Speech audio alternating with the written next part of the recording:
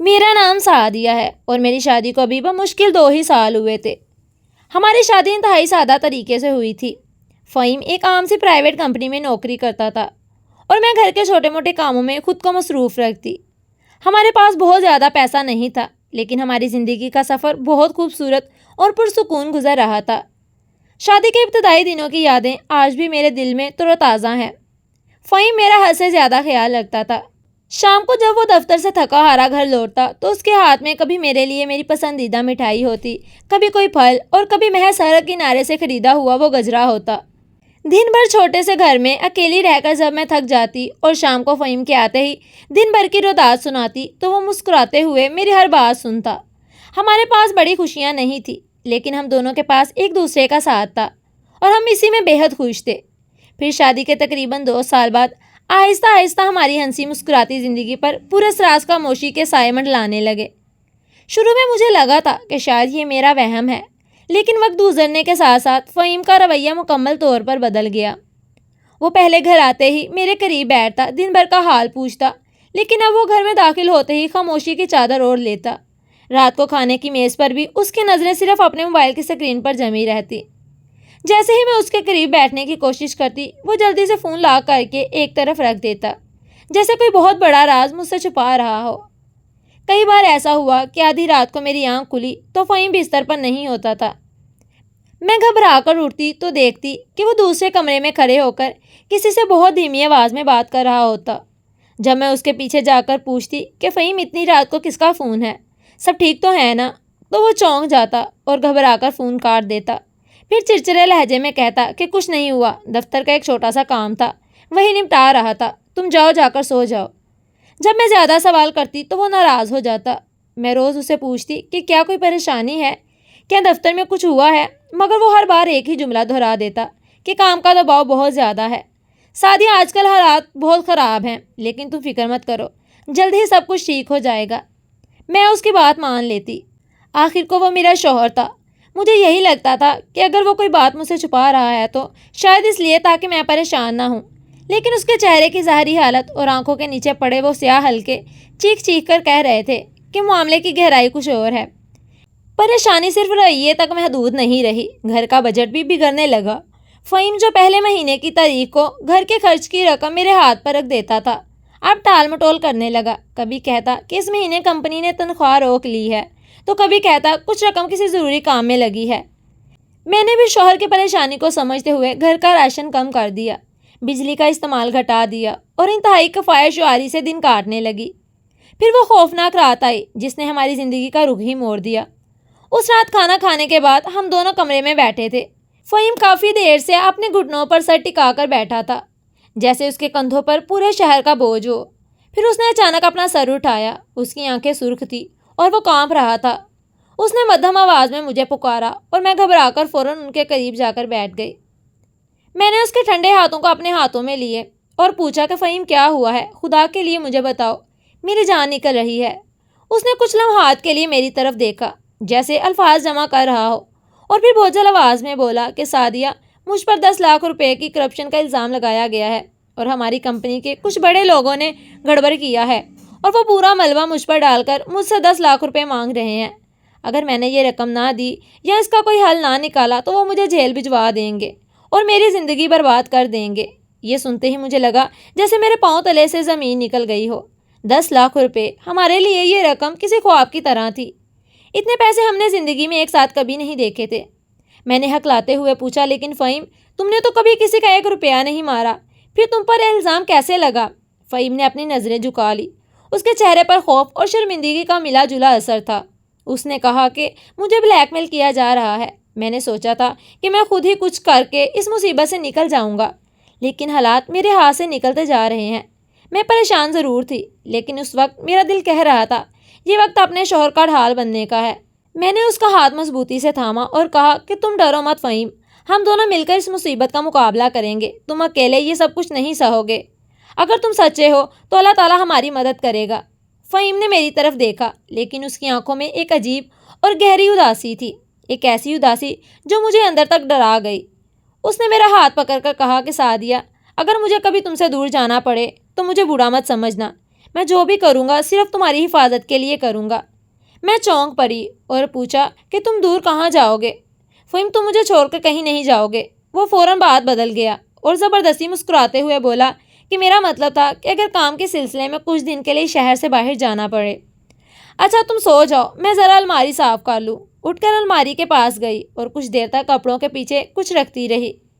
میں اس وقت اتنی حواس باختہ تھی کہ اس کی حرکت پر زیادہ غور نہ کر سکی۔ اگلی صبح فہیم نے ناشتہ بمشکل 1-2 نوالے کھایا اور اس نے کہا کہ آج وہ اس معاملے کو نپٹانے جا رہا ہے اور شام تک واپس آ جائے گا۔ میں اسے چھوڑنے کے لیے باہر دروازے تک گئی۔ جاتے ہوئے وہ بار بار پلٹ کر مجھے ایسے دیکھتا رہا جیسے مجھے آخری بار اپنے ذہن میں بسا رہا ہو۔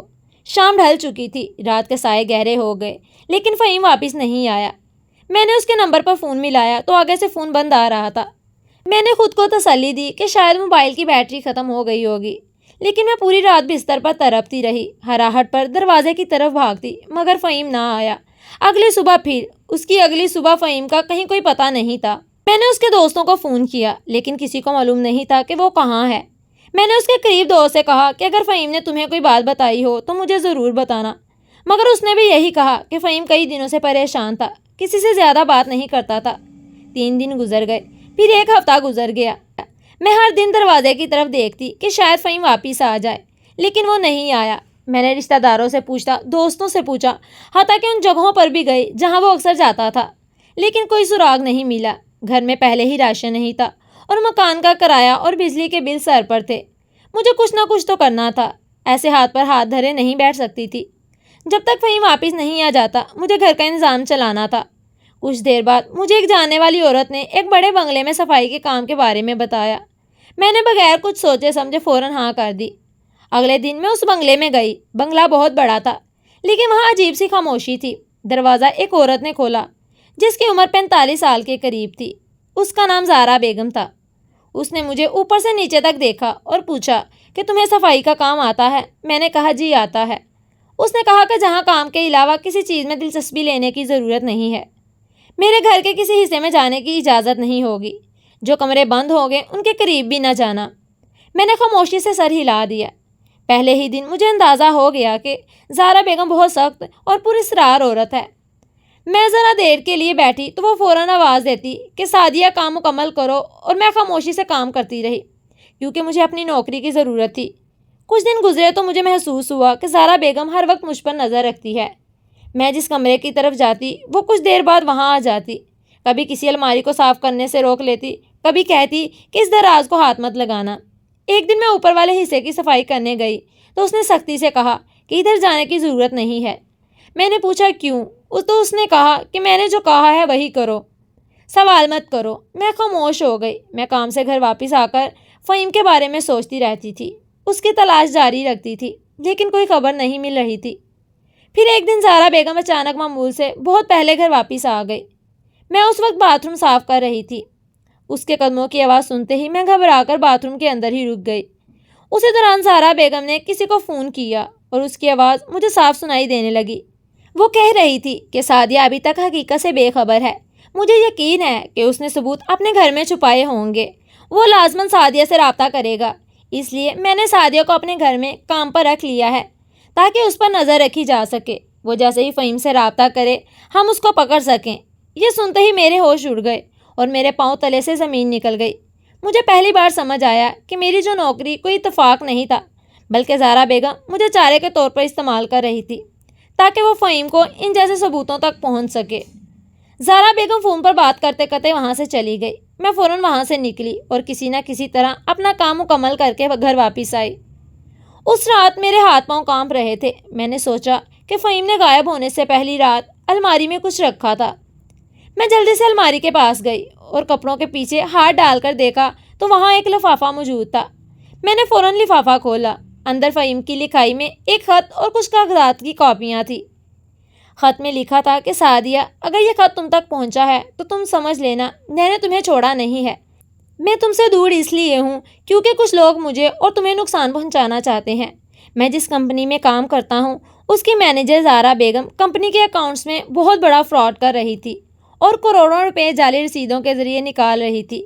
جب مجھے اس بات کا پتہ چلا تو میں نے خاموشی سے تمام ثبوت اکٹھے کر لیے، لیکن زہرا بیگم کو مجھ پر شک ہو گیا اور اس نے مجھے دھمکانے کے لیے مجھ پر 10 لاکھ روپے کے فراڈ کا جھوٹا الزام لگا دیا تاکہ میں ڈر کر ثبوت اس کے حوالے کر دوں۔ میں نے تمام ثبوت کمپنی کے اصل مالک تک پہنچا دیے اور کمپنی کے مالک نے پولیس کے ساتھ مل کر ایک خفیہ پلان بنایا اور مجھے محفوظ جگہ پر منتقل کر دیا تاکہ زہرا بیگم مجھے کوئی نقصان نہ پہنچا سکے۔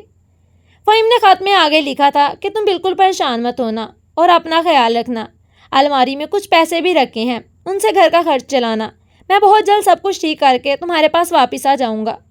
خط پڑھ کر میری آنکھوں سے آنسو جاری ہو گئے، لیکن اب میرے دل سے خوف بالکل ختم ہو چکا تھا۔ مجھے معلوم ہو چکا تھا کہ میرا شوہر سچا اور ایماندار ہے، وہ کسی غلط کام میں ملوث نہیں ہے۔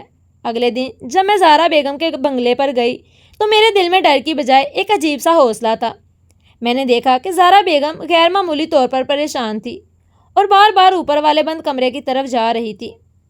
دوپہر کے وقت جب زہرا بیگم کسی کام سے نیچے کچن میں گئی تو میں چپکے سے اوپر والے بند کمرے کی طرف جا پڑی، اس کا دروازہ کھول دیا۔ اندر میز پر کمپنی کی اصل فائلیں اور جعلی سائن کی ہوئی فائلیں پڑی تھیں۔ میں نے جلدی جلدی وہ کاغذات دیکھے اور ان میں سے چند اہم دستاویزات اٹھا کر اپنے دوپٹے کے اندر چھپا لیے۔ اسی وقت پیچھے سے آتی ہوئی زہرا بیگم کی سخت آواز آئی کہ تم یہاں کیا کر رہی ہو؟ میں نے پلٹ کر دیکھا تو زہرا بیگم دروازے پر کھڑی تھی، اس کا چہرہ غصے سے لال ہو رہا تھا۔ اس نے آگے بڑھ کر میرے ہاتھ سے کاغذات چھیننے کی کوشش کی، لیکن میں پیچھے ہٹ گئی اور ڈٹ کر بولی کہ مجھے سب کچھ معلوم ہو چکا ہے، آپ نے فہیم پر 10 لاکھ کا جھوٹا الزام لگایا تھا تاکہ آپ اپنی چوری چھپا سکیں۔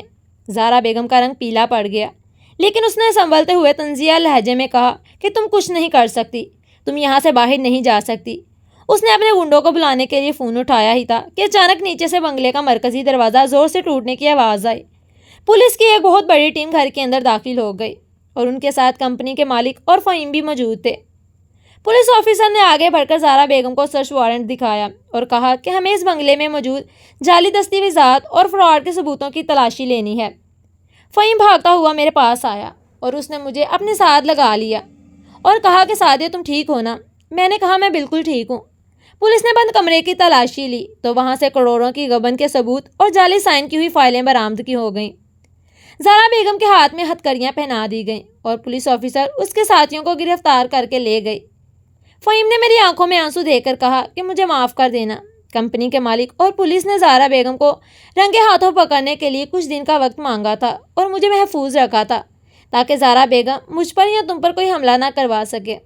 کمپنی کے مالک نے آگے بڑھ کر فہیم کی ایمانداری اور بہادری کا اعتراف کیا اور اسے کمپنی میں ایک بہت بڑے عہدے پر فائز کر دیا۔ اس رات جب ہم اپنے چھوٹے سے گھر واپس آئے تو ہر طرف ایک عجیب سا سکون تھا۔ ہمارے سر سے تمام پریشانیاں اور خوف ختم ہو چکے تھے اور ہماری زندگی میں پھر وہی پرانی خوشیاں اور محبت لوٹ آئی تھی۔ اگر آپ کو کہانی اچھی لگی ہو تو اسے لائک کریں اور ہمارے چینل کو سبسکرائب کریں۔ آپ سے پھر ملاقات ہوگی کل ایک نئی اور انٹرسٹنگ سٹوری کے ساتھ۔ تب تک کے لیے اپنا خیال رکھیں۔ اللہ حافظ۔